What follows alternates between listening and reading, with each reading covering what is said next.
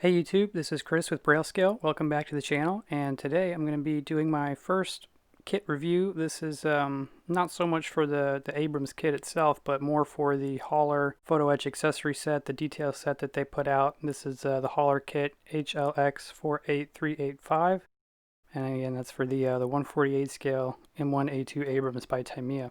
Now, if you don't already have this kit and you don't already have these instructions, but you'd like to follow along, feel free to hop over to ScaleMates. I've got the link in the description below to this specific instruction set. It wasn't already uploaded, but thankfully my brother had a copy of it that was clean, so he was able to scan it in for me, and I went ahead and uploaded it there to ScaleMates because my copy was definitely all crossed out. When it gets pretty intricate with this, with two different sets of instructions, I get pretty messy with it in terms of crossing out things that are already done, or putting notes to myself in the margin. Anyway, I appreciate it, Will.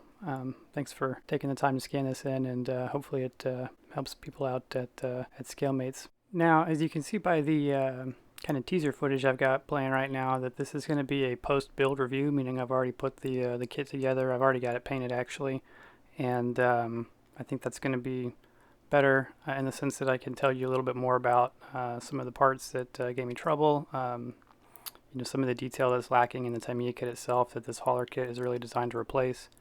And then before I get too much into it, let me just go ahead and put out the I guess you'd call it like a disclaimer, but I'm not paid by anybody to do this review. I purchased all this stuff by myself, and you're never going to get any kind of paid review out of me. It's always going to be just my honest thoughts on some of these products that I wind up putting together. But the biggest issue I had with the Tamiya kit right out of the box was that it didn't include any kind of mesh, or not even the cheap nylon string stuff that they use as mesh for the storage rack, the bustle rack there in the back of the turret. So right off the bat, I knew I was going to have to get something to replace that. The Hauler set certainly isn't the only set out there that has that kind of detail in it, but at the time it was just the easiest one that I was able to come across and purchase. And then I think it's while it doesn't have everything you'd want, it does have everything I think you more or less need if you want to get the detail in there that the kit deserves. I'm just showing you some of the modifications I made here to the kit parts, and then all that stowage is from two different Black Dog sets. I was able to drill out the bottom of these cones. It's just a stack of cones, but they often will store these kind of over the antenna. So I was able to drill out the cones all the way through, and then I've got these styrene rods that I'm using to replicate the vehicle antennas. They're definitely way too thick for the scale, but I think given everything else in 48 scale, I think it's decent enough. And then they just kind of slip right into those cones, and then the cone and the antenna will slip right into the antenna mount on the turret. Here's some detail around the smoke grenade launchers that I added in, some of that wire detail around there that due to the mold process, Tamiya just couldn't replicate without probably some extensive slide mold options that they decided to avoid, which is fine because it's fairly easy enough to do with wire. And then you'll see the front plates there. It's not like I added extra armor, but what I did is I put some sheet styrene on there to cover up the friend or foe identification panels that Tamiya chose to mold right into the plastic. I just, for the one I wanted to build, I didn't want to have those panels on the front, so I just added the styrene, and then you can see there I sculpted a VS17 identification panel on the back. But that's it for the teaser intro, and at this point I'm going to go ahead and start the actual review, and we'll do that by getting into the Tamiya instructions first.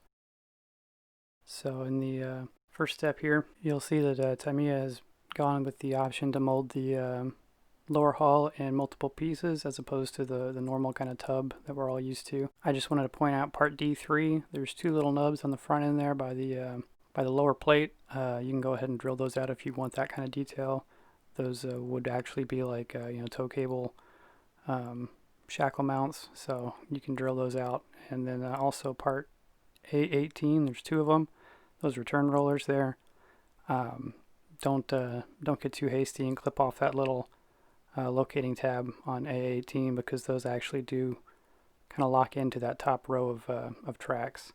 Nothing really interesting in step 2. That's just putting the wheels together. But in step 3 there's just another view of those two shackle mounts, hook into the the tow bar or whatever they hook in there. But yeah, you can definitely drill those two. And then I only mention again that this is attaching the link and length tracks to that top row there, which locks in with A18 from that first step. And I just hadn't seen something like this before with link and length, so I just wanted to point it out again just in case someone else hadn't seen it before either.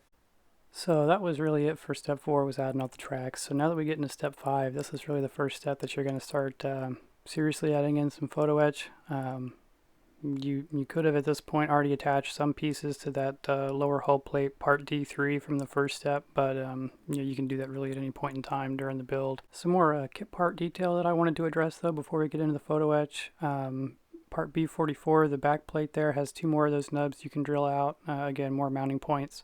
And then I also want to draw attention to part B48 and B51 specifically, kind of the mirror of those 2 hinges on the other side as well, B47 and B50.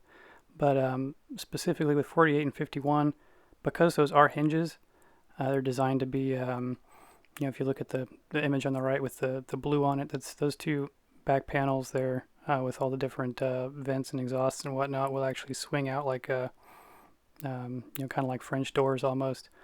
So just make sure that with those hinges you've got the proper detail. You want to fill some gaps and leave others empty, just to better simulate the way those hinges would actually work. And then again on the top part of that back plate there, B44, those 2 little nubs that I circled, they're very small. If you can drill them out, go for it, but it's really difficult to get in there and drill them out. I wound up just clipping them off completely and replacing them with wire, but photo etch is included with the hauler set if you'd rather use the photo etch. I just found the photo etch just way too small at that point to really be worth the effort. The hauler instructions aren't numbered, but just for the purposes of the chapters in this video and to make it easier to talk about, I'm just going to number them myself. So this would be step 1. If you notice in the top right there, part 2 and 3 are going to go on the bottom there. Part D3, like I mentioned, it's the lower hull. It tells you to go ahead and grind away or cut away the molded in raised detail there from the kit, and then glue the photo etch in place. But I'll be honest, I just went ahead and glued the photo etch right on top of the raised detail, and I don't think it really made too much of a difference. It just seemed like it was way too much work to try to grind off and sand down and wind up polishing that whole back panel there just to replace replace with something a little thinner with a little more detail. And the lower right, that's the rear plate there, part 44 from the kit, B44. And there's an optional piece on there, part 25. I just went ahead and stuck it on there because it's almost like a science fiction greebly at that point. You might as well just have some extra surface detail on there. Why not? But if you are more into the the accuracy or the rivet counting, that little access cover is really not on too many versions of the Abrams that I've seen, at least in my references that I poured through. And as far as I can tell, it's a cover for some kind of an access to some kind of electric start version of the engine, the turbine. And I'm pretty sure that whole back left panel is like a storage area where they would have wound up putting in this electric thing. I don't know if they normally put batteries in there or what they normally do with it, but unless you've got a reference that shows that little access panel cover, it's probably more accurate just to leave it off. By no means was I ever going to consider myself a rivet counter, and I was never a tanker or anything like that. I've seen these things from a distance in person, but I've never known enough about them. When it comes to the fenders, the 2 front fenders, you obviously cut them off, replace them with photo etch. Because you have the photo etch options at this point, if you have this kit, then I would just use that as an opportunity to go ahead and practice thinning it out. It might just be a good opportunity to try to practice to get some plastic down to that paper thin level, because at that point, kind of like see-through plastic that you can bend with some tweezers, or it's photo etch. It doesn't really look any different when it's all painted at the end of the day. So that way, if you do mess it up, if you do cut too much or accidentally slice a piece off that you weren't trying to, you can always you just go ahead at that point and replace it with the photo etch anyway. And then lastly, of course, plenty of examples are out there where they're just missing the fender or both fenders completely, so that's always an option too. My only, I guess you'd call it complaint with, not just this photo etch set, but just photo etch sets in general, is when they really start getting stuff that's like, you know, the thickness of a human hair that, they want you to cut off, and it's got a tab that's, about the same size as the piece itself. I mean, I'm just not sure what to do with it at that point. There are a couple pieces here that are like that. Two options for part 58 there for the, I guess they're fuel caps. I'm not too sure what those caps are for. I just assume they're fuel, but I have no idea. I do know that they run some wires there for the mine plow, but I'm not sure where those hook in or how all that works.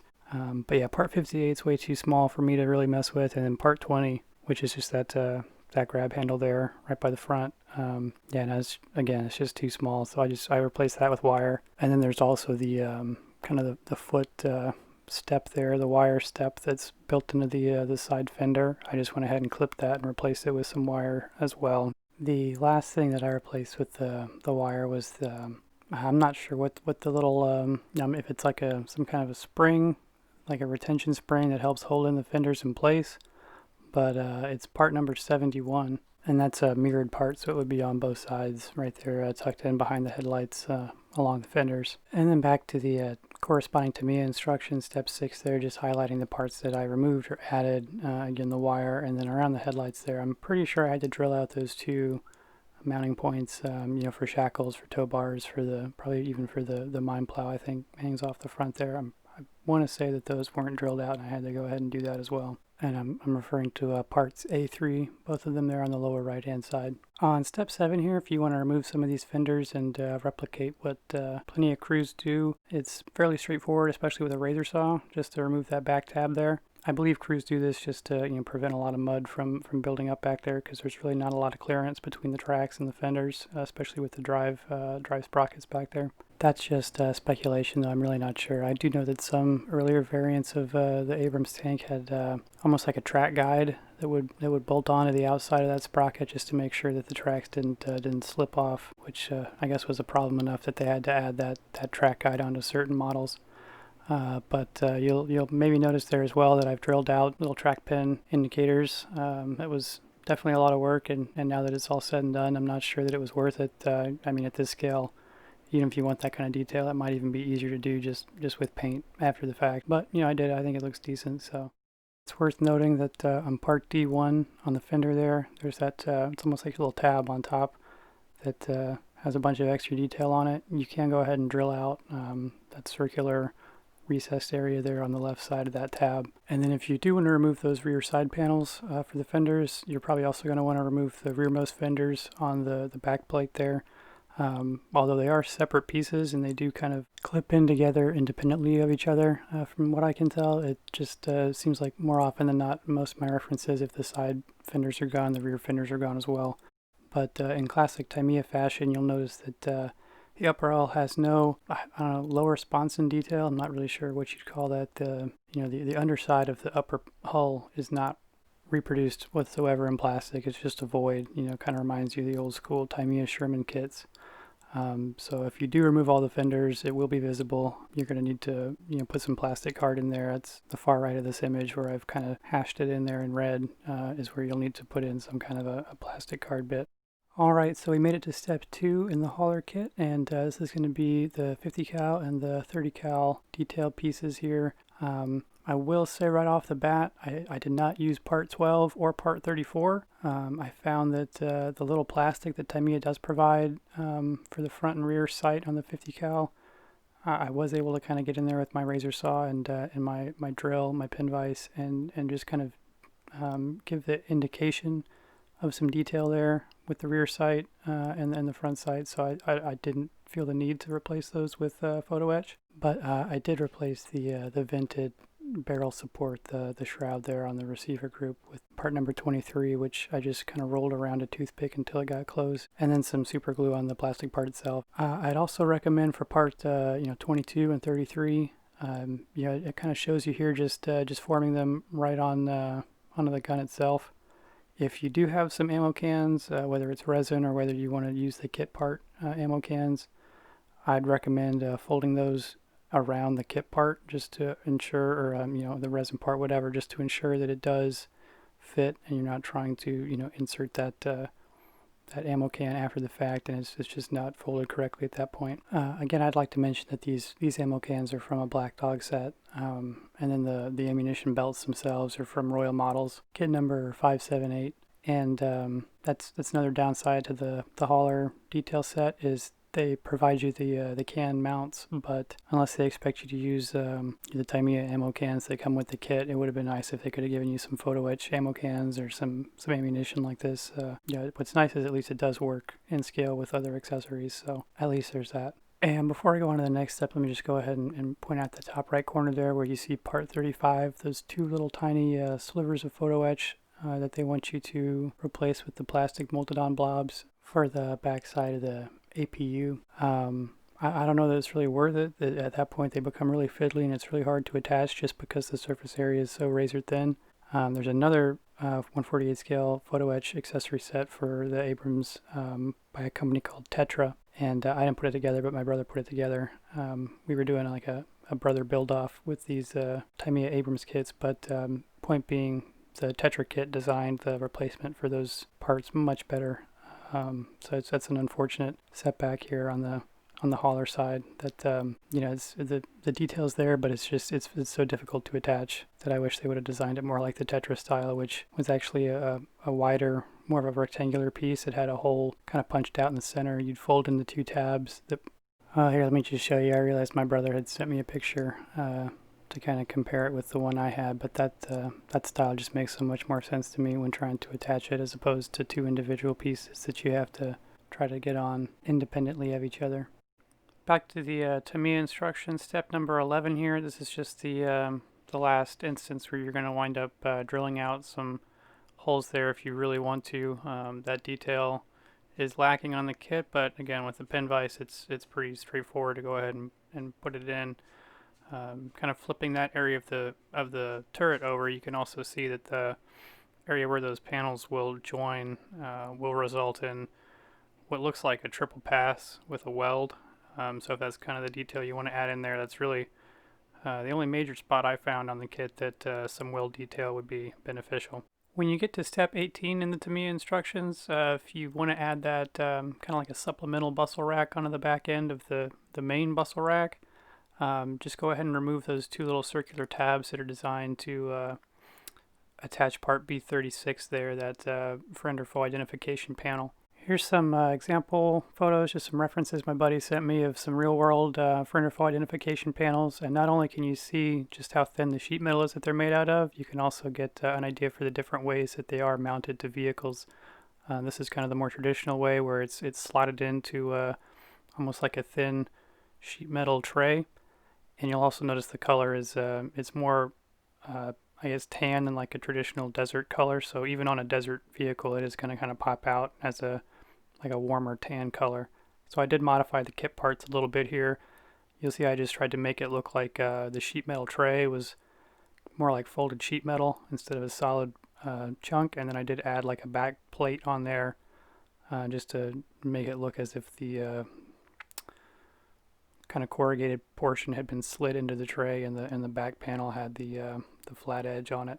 And even though you can see that they have that printed stenciling on there saying this side off and it's facing right side up, I have seen references where these panels are kind of slid into the trays upside down.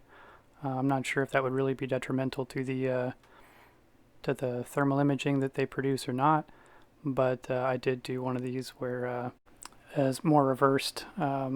Just again, like the references showed, they're not all slotted in there in the same direction. So that's really all the major updates to the Tamiya kit itself. So at this point we're on what we can call step 3 of the hauler photo etch detail instruction. And this is really, again, the reason that I got a photo etch set for this Tamiya kit in the first place, is they didn't provide anything like that part number 54, that kind of necessary mesh screen that goes in the bottom of the bustle rack there. What's nice about the hauler kit is they do provide that supplementary rack, which a lot of Abrams tanks now have as well. It is a little tricky, and this is where I made a mistake. I wouldn't fault hauler for this at all, but when I was folding part number 4 there, the actual supplemental rack support structure, the main structure there itself, I did wind up folding that part, I guess you call it backwards or upside down, or so essentially it all the little points to mount all the additional pieces, like part 27 there, part 46 and 45 on the edges. Everything, because everything was upside down when I did part number 4. It really, I wouldn't say it caused me any issues, but I guess that kind of lack of attention to detail really set the tone for the rest of this puzzle rack.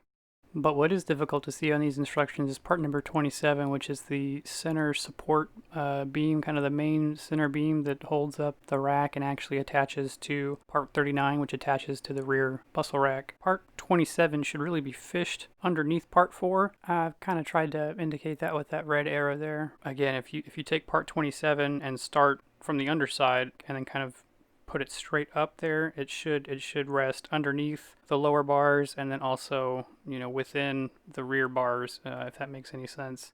That way, when you put down part number 76, which is the mesh, the mesh should be flat and it should be resting just on the bottom half of part 4. It shouldn't touch part 27 at all. Hopefully I described it well enough. Hopefully the illustration helps, and then hopefully you don't wind up doing what I did, putting part 27 directly on top of the rack and then trying to get part 76 to lay flat, even though part 27 was kind of sitting above where the mesh should be. Eventually I got the mesh in there close enough, and everything's soldered in at this point. It's not going anywhere.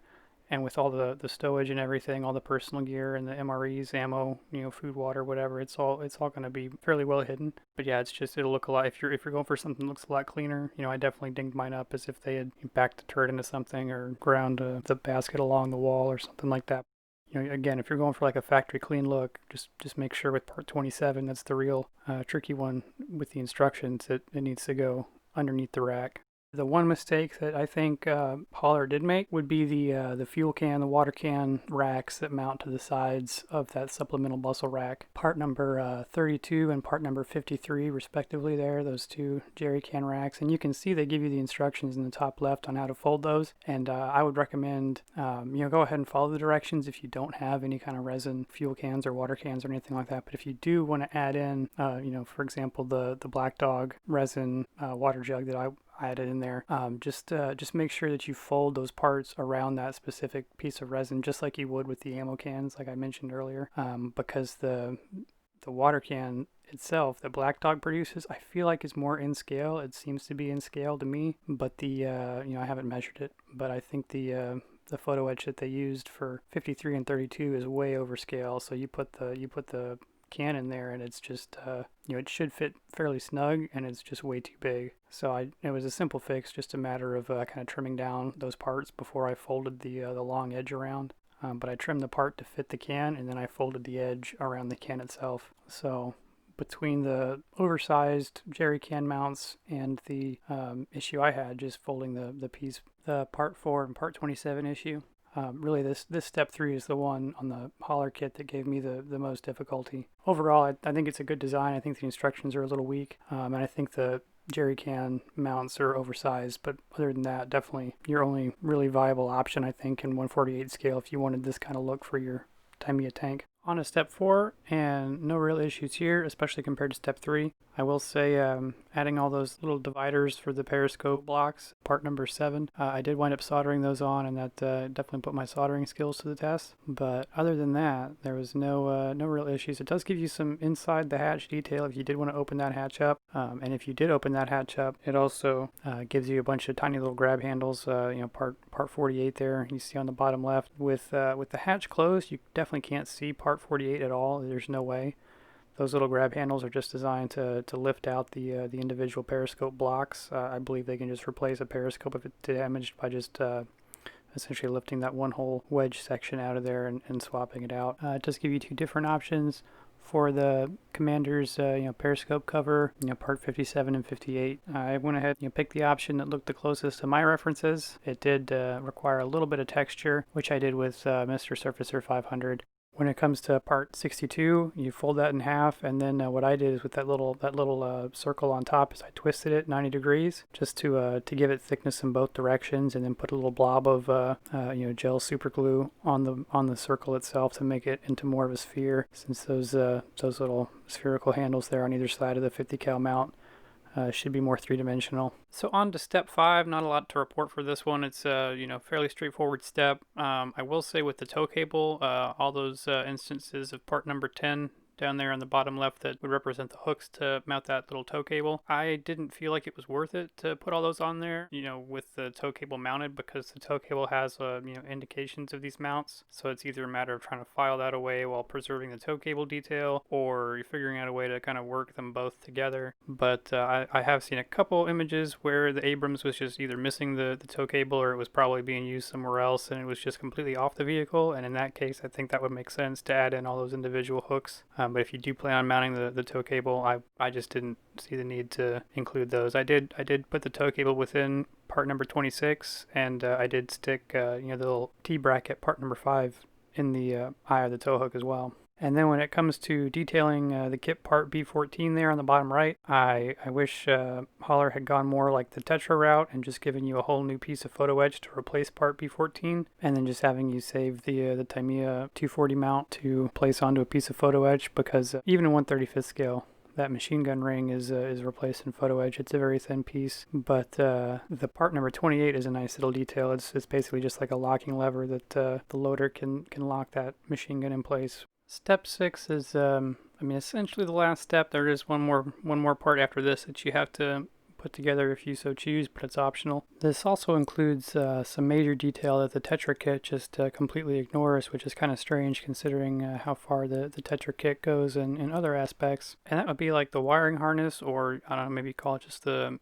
cover plate for the wiring harness that's running into the commander's independent thermal viewer there. And that is a majority of step 6, is just putting those parts together. I will say I left off part 72 and part 60 A and B. I didn't see the need to do that. And then I also didn't trim off the viewport, so I skipped part 19, but I did fold up part 51 and kind of place part 51 over the molded on kit detail. I just kind of trimmed the kit detail until part 51 just slid right over the top, and I think you kind of get the same concept without having to figure out how to carve off that entire chunk of plastic. Lastly, I did skip part 52 there, the little grab handle to open the hatch, and I just replaced that with some bent wire. The next page here at the top just gives you really an overview of the last step, just in case you have any idea about fitment or about the angle certain parts are going to wind up. I think really more for the smoke grenade launchers, the little wiring harness cover for the smoke grenade launchers, and then for the thermal viewer there. It's also nice to get a top-down view of the loader's hatch, since a lot of those parts, when they call them out, you don't exactly see maybe quite where they wind up, but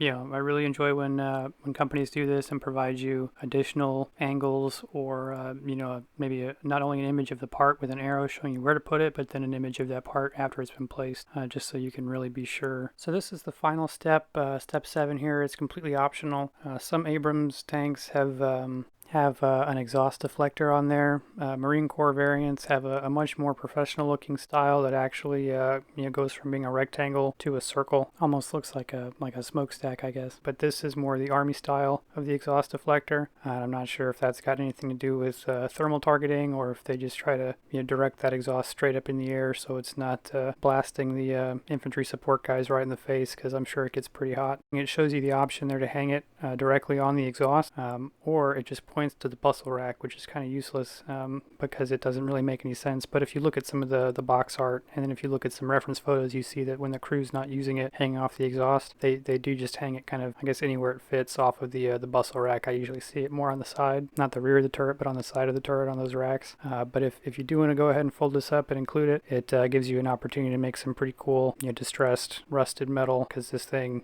just bakes in the heat, probably rusts fairly quickly. I don't even think they would bother painting it, to be honest. In addition to the Black Dog stowage detail, I do want to point out this little thing I added here with some epoxy sculpt. This is just a VS-17 panel that I wanted to replicate. Most modern coalition vehicles will have some kind of an air identification panel. VS-17 panels are probably the most common, and they're just basically a two-sided fluorescent pink, fluorescent orange panel. I even got some scale 75 paint that looks like it matches perfect right out of the bottle. And here it is after paint. It's not finished yet, still has a lot of weathering to go, but like I said earlier, it's like a buddy build between my brother and I, and he hasn't had a chance to kind of get back to it yet, and I've gotten distracted with some other things. So hopefully we both get back to it soon, and I hope everyone enjoyed my first kit review for the Holler photo etch. I appreciate it, guys. Thanks for all the support, especially from my family. I know this pandemic's tough for everyone, so hang in there, keep modeling, guys.